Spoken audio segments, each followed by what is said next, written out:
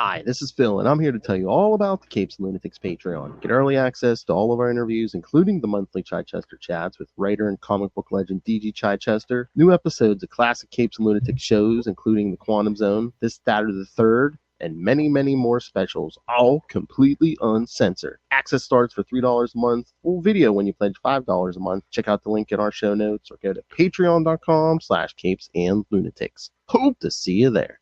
We will eat your brain. Don't threaten me with a good time. Feels like protein. All right, kids, welcome back to another episode of the Ultimate Spider Cast here in Venom October. I am Phil. Joining me, as always, that deadly menace that everyone wants to Little capture. does that a sentient tongue hellfire reporting for duty. Oh my. Okay, now I'm going to play that drop for Justin. All right, yes, that's right. We're back with more Venom. This time we're going to cover Venom Lethal Protector from 1993. And as we said, next time we'll cover the more current one. So compare and contrast. But yes, buckle in, kids, because this is so 1993. It hurts a little. I mean, I'd almost somewhat kind of forgotten that it slipped my mind for 2 seconds that, boy, Venom drooled a lot in the 90s. Yeah. Gotta keep that tongue moist.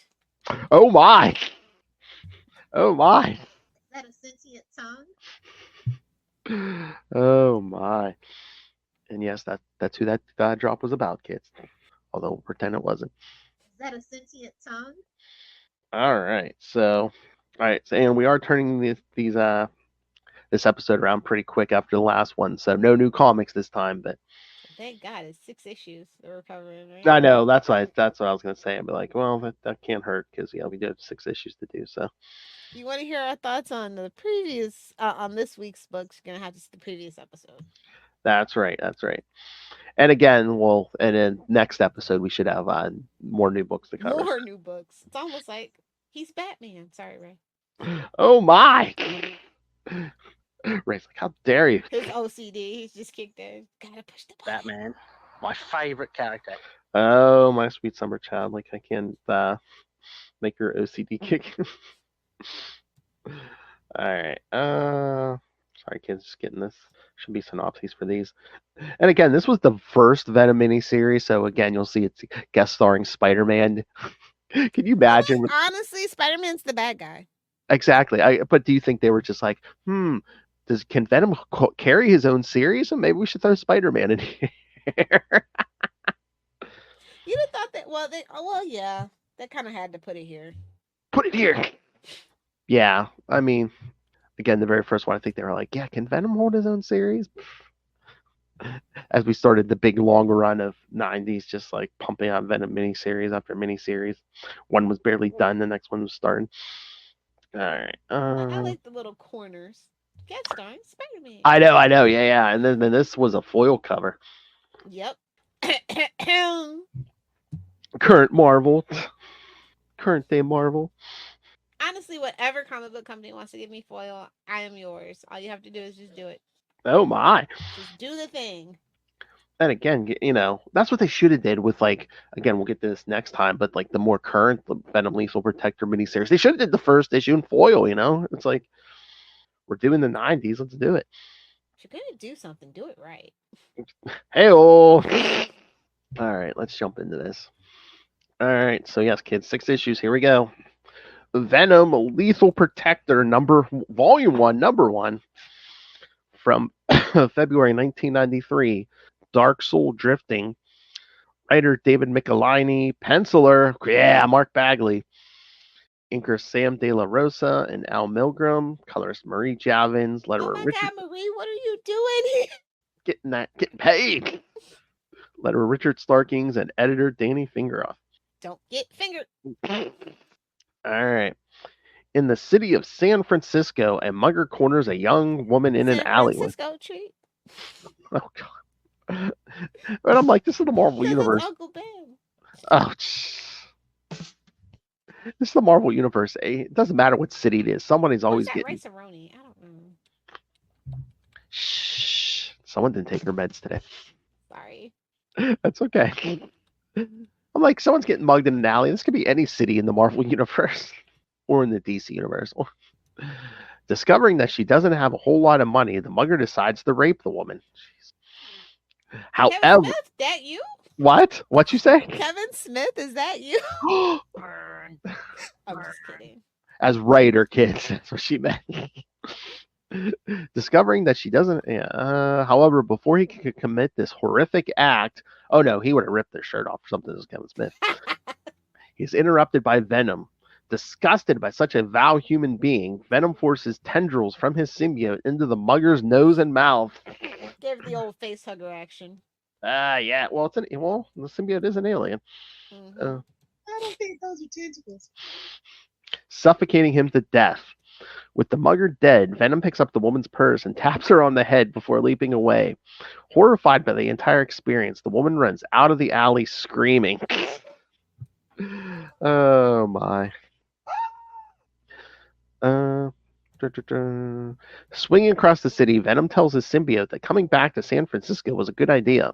Venom has decided to give up on his vendetta against Spider-Man after deciding he really is a hero and he's so popular that Marvel wants him to be a hero. Relocating to San Francisco. Anti-hero. Well, yes. Because, yes, kids, he's a hero, but he's more than willing to snap some necks. Relocating to San Francisco to protect innocents here. With his symbiote turning into street clothes, Eddie Brock goes to a hotel to rent a room for the night. He is recognized by two police officers who try to arrest him, forcing Brock to become Venom and flee. On his way out, he is photographed by a tourist who happens to see him swing away. Hours later in Manhattan, Peter Parker arrives at the Daily Bugle. There he learns from Ben Urich about the Venom sighting in San Francisco. The news gets Peter thinking about how he is responsible for Venom existing. Oh, Lord. Floating head of guilt, kids. He remembers how he brought the symbiote to Earth after the end of the Secret Wars. Later, he discovers that the symbiote was alive and was forced to try and kill it before it permanently bonded to him. However, Go away, web of Spider-Man. Oh my! However, it survived and found Eddie Brock, who hated Spider-Man after the hero's capture of the Sin Eater, exposed his exclusive interviews with the killer were with an imposter. That wouldn't even be a deal breaker in 2024. I know. He Be gets on Fox News show, honestly. It'd be like, are you sure? Are you sure he caught the real killer, or Spider-Man just... As Venom, Eddie Brock and the symbiote became devoted to destroying Spider-Man, resulting in a number of battles. Peter then recalls his Every recent... year like clockwork. Oh, yeah, in the early 90s. Yeah.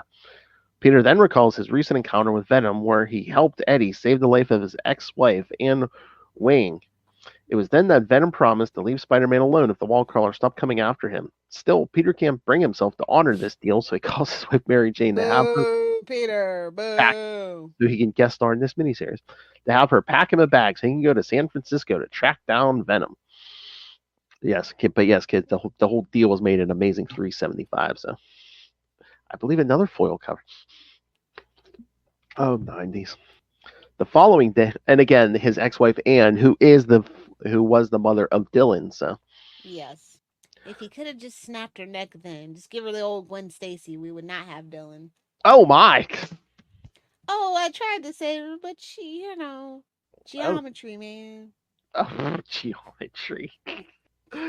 Calculus, man. See, that's all. Let's see, looks like he should end his sexual encounters my way. Snap that neck. Oh my! Again, kid, the views of Lil Hellfire do not necessarily express the views of the Capes Lunatic podcast. Oh my! I hope not. Well, again, maybe he was hypnotized. Superior puss. Happens. He's a big dumb meathead. Come on. Man, you got too many damn drops. Where's my choke that chicken? All right. Oh no! Choke that chicken. There you go. Thank you. The following day, Eddie Brock is walking through a park trying to figure out a solution to his housing situation.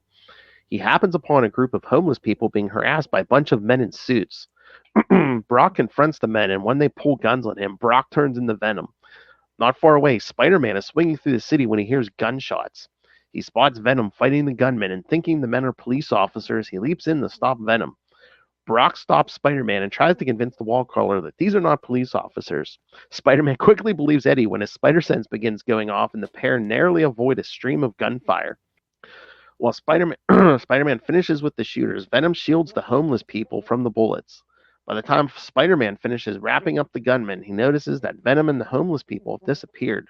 Later in Oregon, retired Army General Orwell Taylor watches a news report about the battle between Spider-Man and Venom. While looking at a photo of his son, Orwell places a call and tells his men to get ready to mobilize. We're on the move, boys. Meanwhile, back in San Francisco, Eddie Brock is being led through a massive tunnel by the homeless people he saved. He has been invited to their sanctuary and thanks for his help. They explain that their sanctuary has become the target of developer Roland Treese.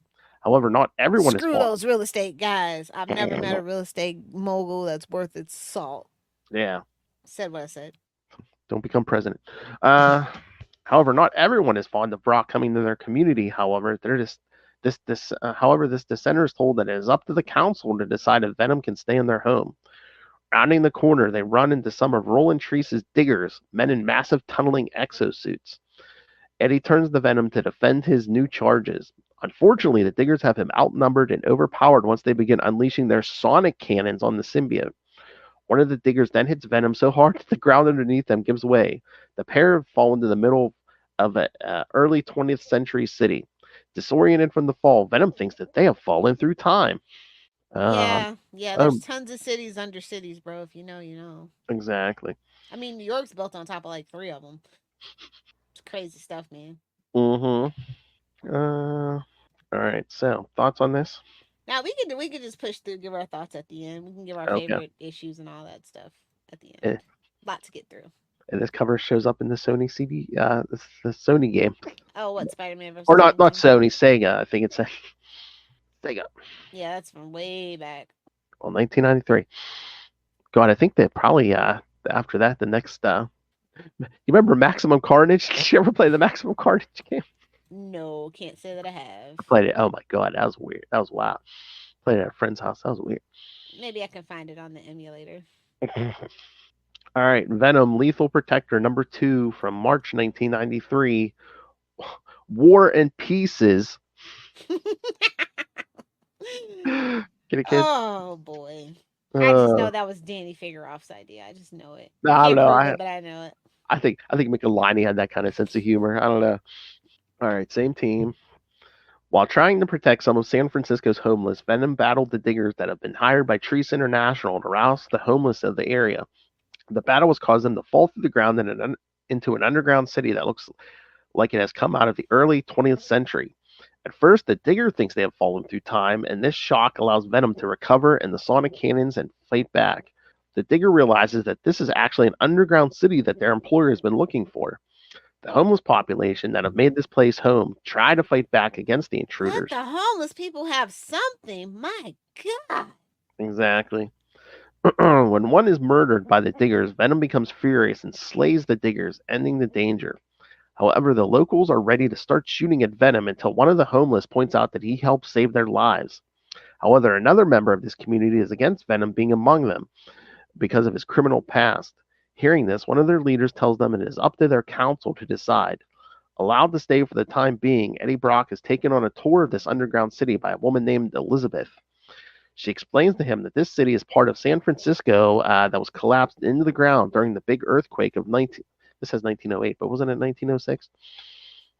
It was undiscovered until recent times by the homeless population who decided. Are you questioning David Michelini's historical skills? No. The synopsis says 1908, but I believe in the comic it said 1906. It doesn't. I believe historical fact is 1906. Yeah. Meanwhile, above ground, Spider-Man continues his search for Venom, but has found no trace of him. He decides to go to the local newspaper to search for clues in his past. Looking through computer records, the wall crawler finds a record of Venom's father, Carl Brock, and decides to pay him a visit. Well, this plotline goes nowhere. While back underground, Eddie Brock learns that the council has voted against him living in their community. One of the most vocal members against Venom is Reverend Rakeshaw, who believes that Brock is an abomination of God. Well, that's what sold in the 90s. Still, Eddie decides to accept their ruling and promises to keep their society a secret. Once back on the surface, Eddie comes up with an idea on how to win the undergrounders' favor. He decides to go after Roland Treese, the developer who's trying to force them out of their home. He then changes into Venom and swings away. At that moment, Peter Parker pays a visit to the mansion owned by Carl Brock. When he asks Carl if he is the father of Eddie Brock, Carl responds by slamming the door in Peter's face. As you should. You don't want to Oh be yeah, reminded. I mean, a reporter comes to his door. What is he supposed to think? By this time, Venom has arrived at the head office of Trees International and slips through the security system. In a showroom, he goes over to designs for a park renovation that Treese is doing as a gift for the city of San Francisco. However, he suspects that there is something more going on here than appears. That's when Venom is discovered by security, who open fire upon him. Brock plays possum until they get close enough for him to attack. Well, back at Carl Brock's house, Peter Parker changes his tactics and returns as Spider-Man, telling Carl that they need to talk. Back at Treese International, Venom finishes incapacitating the guards, but with more coming, he decides to take his leave. As he leaps out of the building, he is spotted by someone searching the area in a surveillance van. In a nearby alley, Venom begins planning on what to do about Roland Treese. That's when he is blasted by a flamethrower, knocking him to the ground. That's when he is confronted by Orwell Taylor, who wants revenge on Brock for killing his son. In order to eliminate the symbiote, he has called together his armored mercenaries he calls the Jury. Should have been the executioners, but it was taken. I know. What? Should have been the executioners, but I believe it was taken at the time. Probably. All right, so. Keep going. We'll get to it. Okay. And again, the son was killed in Amazing 315 because he was the guard that Venom killed on his way out of the vault. Yeah. Gotta do what you gotta do, man. Yeah, Shouldn't be a Leo if you can't take that risk, you know what I mean? People are innocent until they get in Eddie's way, you know? He's innocent. Is he innocent? No, he's stopping me from doing what I want to do. I mean, sadly, that's the narcissist. Yeah, that's everybody, some way, shape, or form. Oh my! Hellfire calling herself out. All right, so let's get to Venom Lethal Protector number 3 from April 1993. A Verdict of Violence. Same team so far. Venom is ambushed by the armored mercenaries of the Jury. They quickly incapacitate him with their sonic blasters. When Eddie Brock asks why they are attacking him, Orwell Taylor explains that he has come to avenge the death of his son Hugh.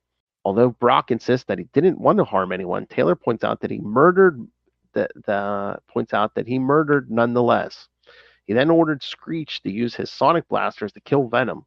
However, Eddie's symbiote is long enough to recover from the first attack and breaks free. Outnumbered and overpowered, Venom decides to flee the scene before they can weaken him again. Meanwhile, at Treach International, Roland Treach looks over the damage caused by Venom when he came to the facility. Seeing how ineffectual his security was, Treach decides to do something to protect his park project in case Venom decides to return. While at the home of Carl Brock, Spider-Man has come to question Carl about his son Eddie. Unfortunately, Carl Brock considers his son dead to him and tells the wall crawler to leave. You need to leave. As Brock the Elder walks out of the room, Spider-Man is approached by the maid, Sharon Dempsey, who offers to tell the web-slinger everything he wants to know. No, I just like at the end, he's like, well, that's a cool story, bro, but it really didn't help me. Nah. I know. Again, we're using this. We're using this as an excuse to get into the origin of Eddie Brock. Yeah, hilarious. Watergate. That's all I have to say. Well, again, 1993. Sliding time.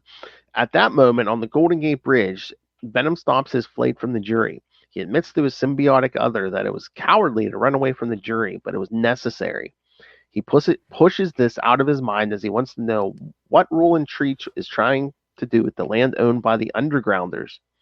Unfortunately, his thoughts are interrupted when the Jury launches a surprise attack on Venom. The attack abruptly ends when Venom seemingly disappears. Unaware of the symbiote's ability to camouflage itself, the Jury take off to try and find their target, unaware that Venom is still at the scene of the battle. While back at the Brock mansion, Sharon Dempsey tells Spider-Man about Eddie Brock's youth. She begins by telling how Carl was deeply in love with his wife, Jamie. Unfortunately, she died giving birth to Eddie. As Eddie grew up, he was provided with everything he could ever want. Dead mother syndrome. That explains it. But yes, he was provided everything he could ever want except the love and attention a child needs. It's the old Norman Osborn treatment I see. Exactly. Unfortunately, none of this was enough to gain the attention of Karl Brock. After a major political scandal, Eddie Brock decided to enter the field of journalism. See, keep it vague. From there, he got his job at the Daily Globe, where he began a series of interviews with a man alleging to be the serial killer known as the Sin Eater. When the man was exposed as a hoax, not only was Eddie fired from his job, he was disowned by his father.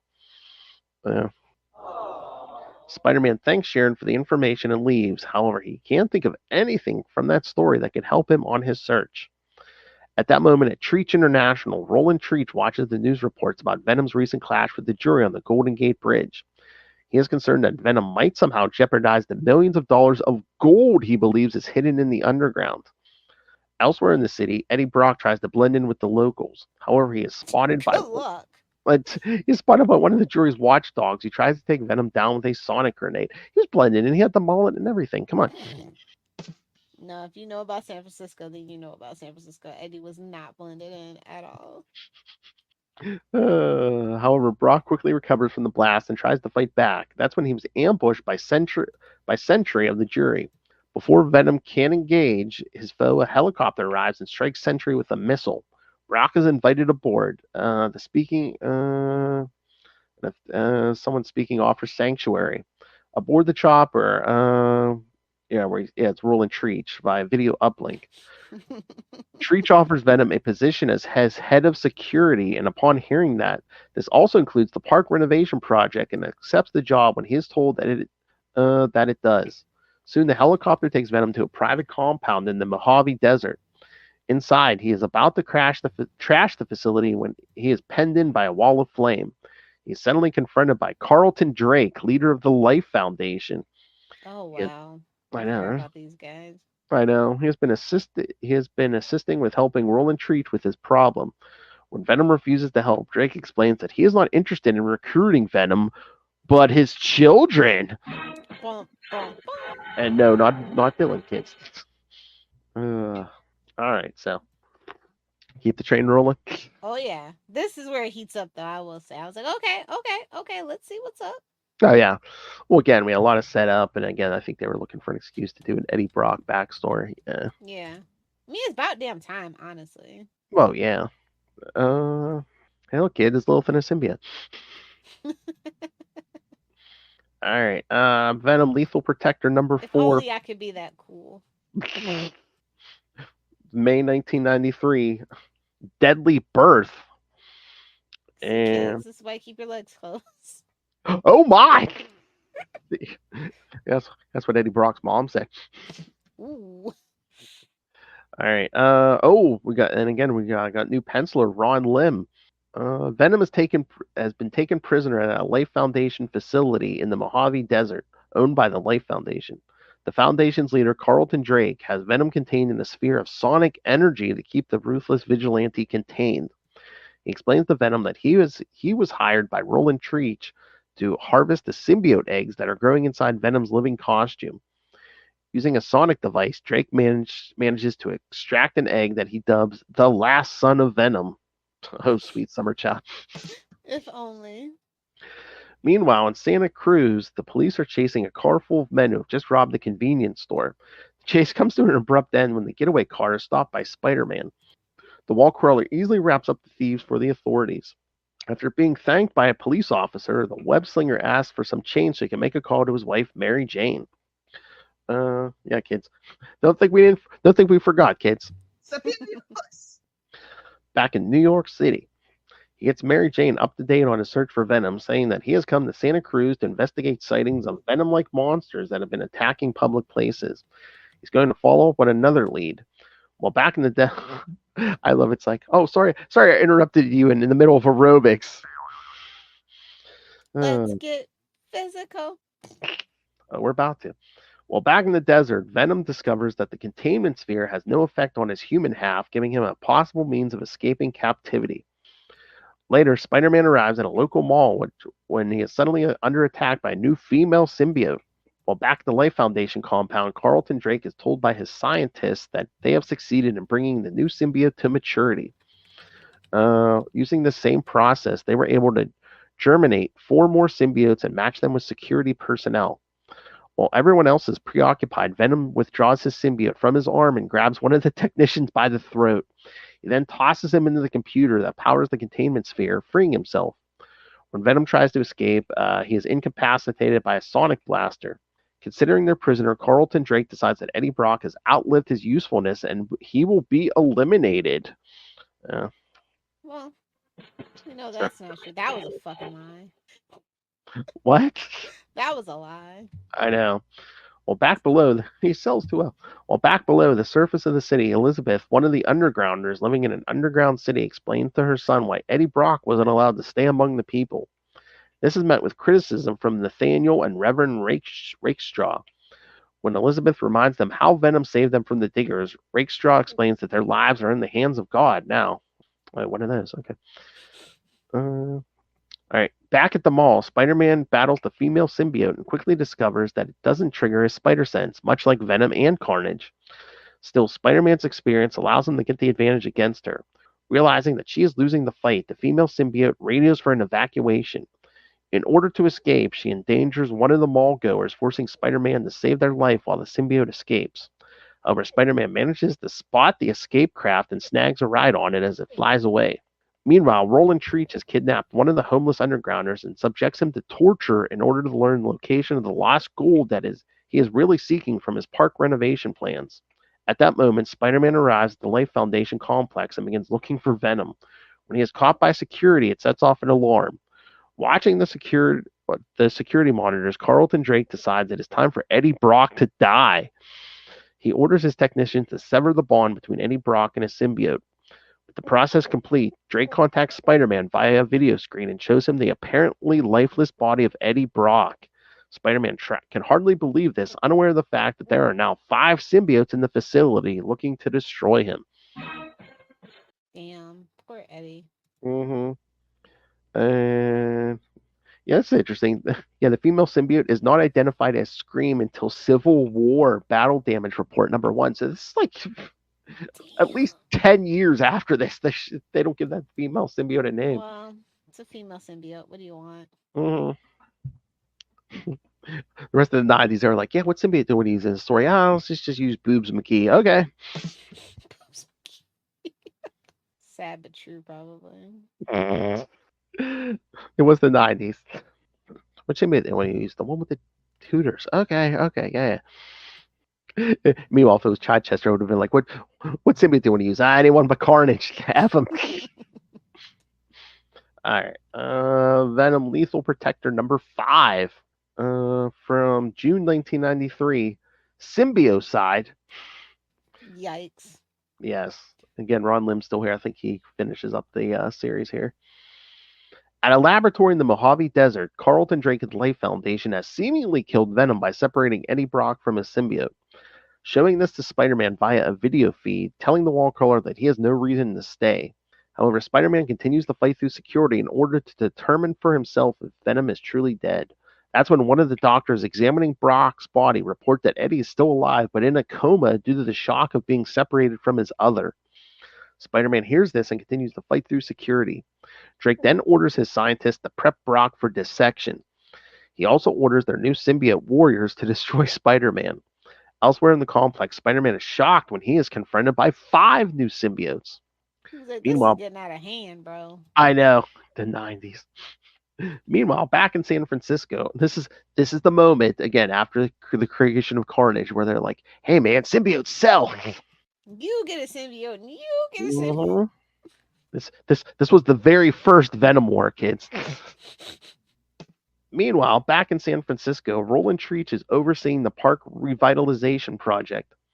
Wanting to get at the gold below the park in the underground city, he intends to use a large number of explosives.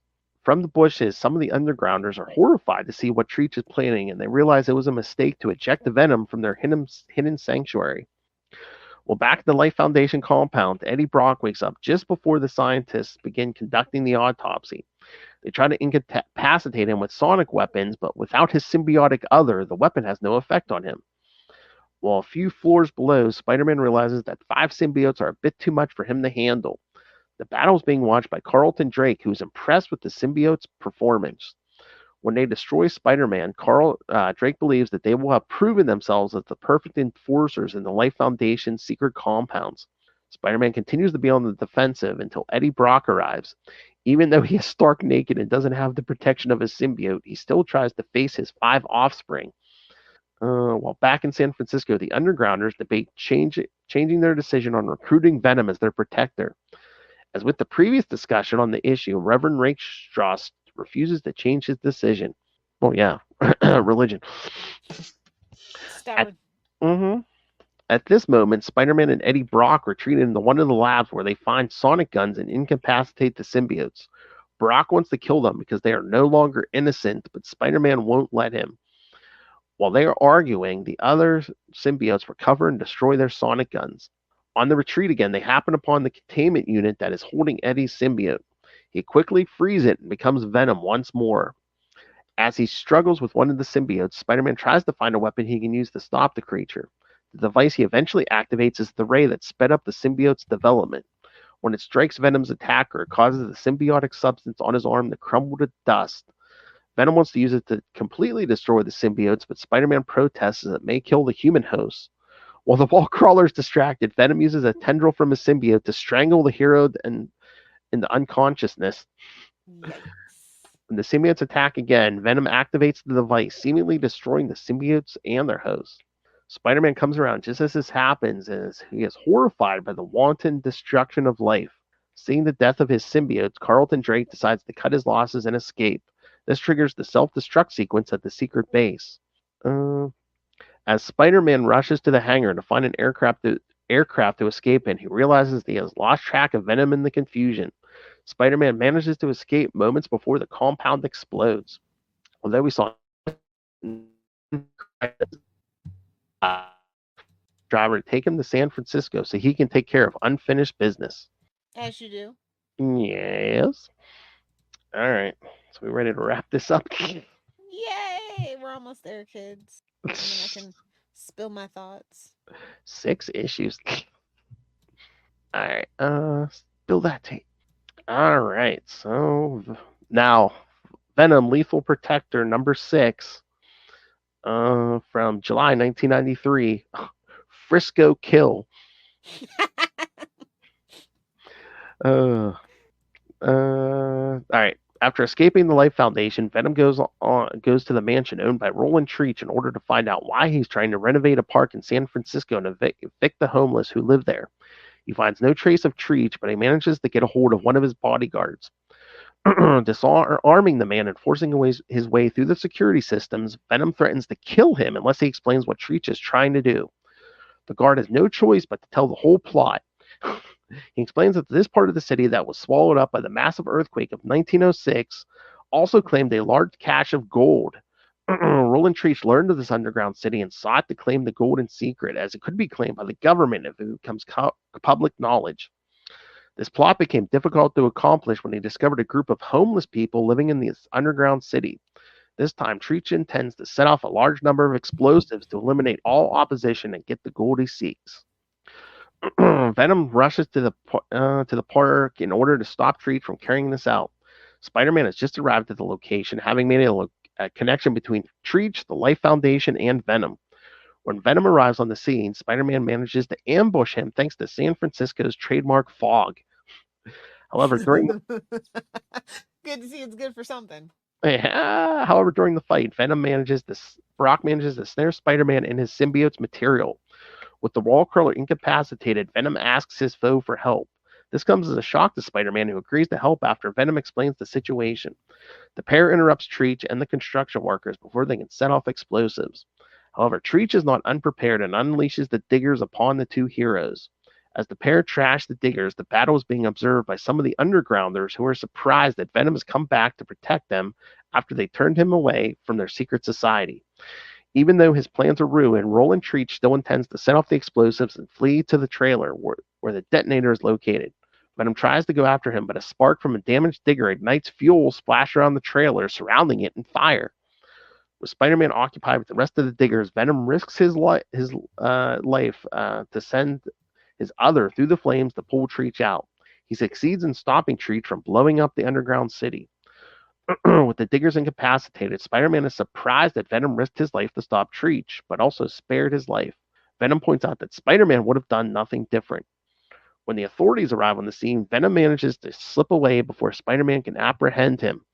Later, Peter Parker is at the San Francisco International Airport waiting to take a flight home. He takes time to call his wife Mary Jane to tell her how things turned out.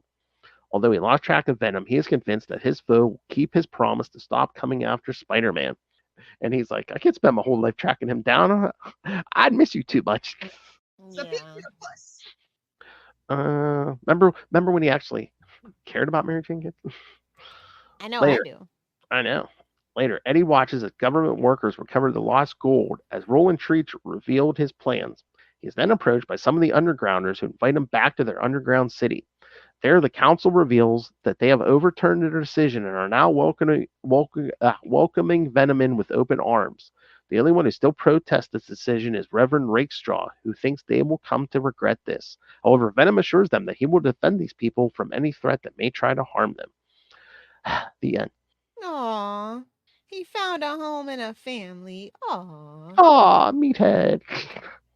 I think this is a pretty well done series, especially for it to be 6 issues. The pacing's pretty solid. I like the backstory. They give you action in every single issue. This is Modern Comics. This is something Modern Comics can never do. Exactly. It's 6 issues, but it didn't feel like 6 issues to me. This went by very fast. Mm-hmm. No, there wasn't it. Like humanizing Brock a little bit. I like seeing like the development of like the symbiote and Brock's relationship as well. And like I love when they make Spider-Man the bad guy. I love it. Yeah, so we're setting up the anti-hero status quo here. Yeah, absolutely. But again, too, I mean, I know we're gonna get more series after this, but it's like, yeah, we kind of didn't go anywhere with that father. The jury thing's kind of still up in the air, but you gotta leave some threads undone just in case, which is what I feel like they did, although it still never actually really went anywhere. But still, people like that. People come in and they get different ideas and want to do different things, and that's fine. And it's still, if there's a thread dangling, as we've now found out, they're willing to go back 30 years and follow up on a thread. Shout out to JMD Mateus. Exactly. And again, I mean, they needed 6 issues. I mean, they were doing a lot here. I mean, setting up so much. Like Venom. I could even done one more, honestly. Yeah, we've got Venom's new status quo, and a new symbiote. Yeah, all the symbiote, which they come back. What is that? Carnage USA or whatever. The symbiotes come back again. Something like that. Oh god, they all run together for me. Yeah, it's really interesting that's where I always forget that's where these come from. So yeah, no, like I said, solid. Like I wish the movies would have done a little bit more with the comics, honestly. Yeah. Like it's got a solid footing and but it's just so awkward to not be able to use Spider-Man for the origin and the beef with Eddie Brock. And it's like you kind of lose a little bit of Eddie Brock without that, foil there, as it were. Exactly. So. And again, I don't know if any movie's ever gotten Venom right. I mean, even look at Spider-Man 3, the symbiote just falls out of the sky. It's like, okay. Yeah. I mean, to get into Secret War and that whole thing, too, is a pain. I get it. Yeah. But I mean, look what the animated series did. I mean, it came back on a space shuttle. It's like, okay. Yeah. Which is what I thought the movie was going to do, but they're like, oh shit, that Ryan Murdoch movie's Life, which is also a Sony movie, already kind of did the origin story, so we're kind of upchucked the butt here, Oh my. So yeah, I thought that was fine. I was like, that's my headcanon because it is a Sony property that Life is the prequel to. I think it came out the year before even, I want to say. Maybe, can't remember. But yeah, I had heard a lot of people saying that. Yeah, that's like the Venom board. Yeah. Yeah, it came out in 2017, so and then Venom came out in 2018, so Oh yeah. Yep. So anyway, yeah, solid. Like they just don't make them like this anymore. And again, yeah, especially for the time, and this could have obviously just been. It didn't feel like a cash grab. It felt like a natural evolution of the character and people wanting to know more about the character. Exactly.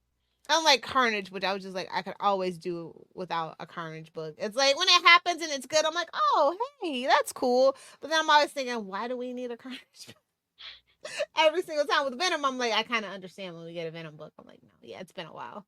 Let's see what the old meathead's up to. Wow. Boy, look at her trying to score brownie points with somebody on the Carnage debate. I got the good mic out for you guys. I love guts and gore and all that, and like I think I've just my prefrontal lobe cortex. It's developed, and I can't enjoy it the way I used to.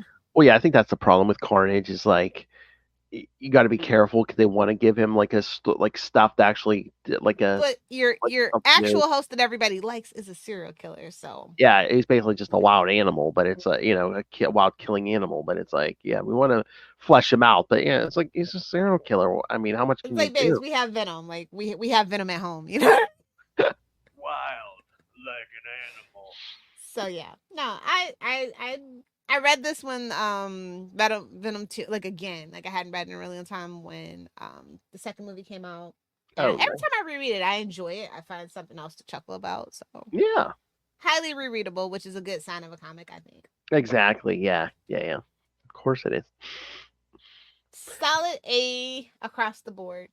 3 and 5 are my favorite issues out of the whole bunch. Oh, nice. What about you?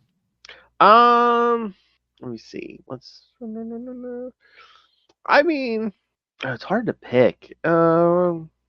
Might be the last two or three because that's when stuff really gets rolling. Mm-hmm. Oh, that's kind of hard too because it's like the first three Yeah, I were think those 3, 5, and 1 are like top 3 for sure. So. yeah. I mean, the first 3 were Bagley art, and then the second 3 were Ron Lim art, both great artists. So it's just like, ugh. I don't know who to pick. But yeah, no. Overall, it's great. And again, it's it's by Michelini, who was writing the main book at the times, The Amazing Spider-Man. So yeah, that helps because I feel like Venom was don't like in get character. Venom. Yeah. At least as he was appearing in Amazing Spider-Man. Yeah.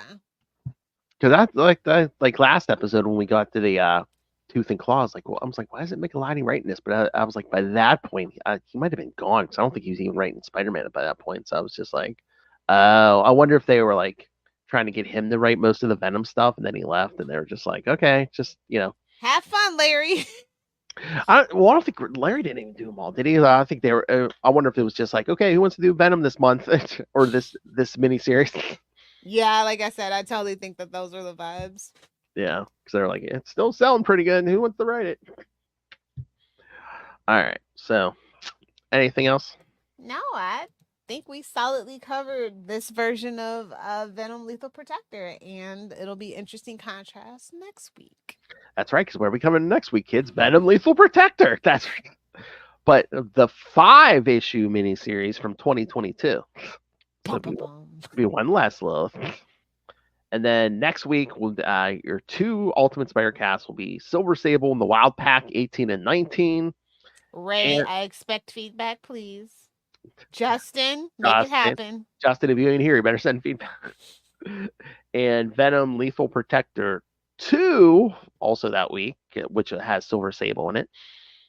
We're doing our very best Marvel impersonation to get to 300 in time. Hey, Spider-Man twice, 2 times. Well, they do twice a month, but two times a week. Here we go.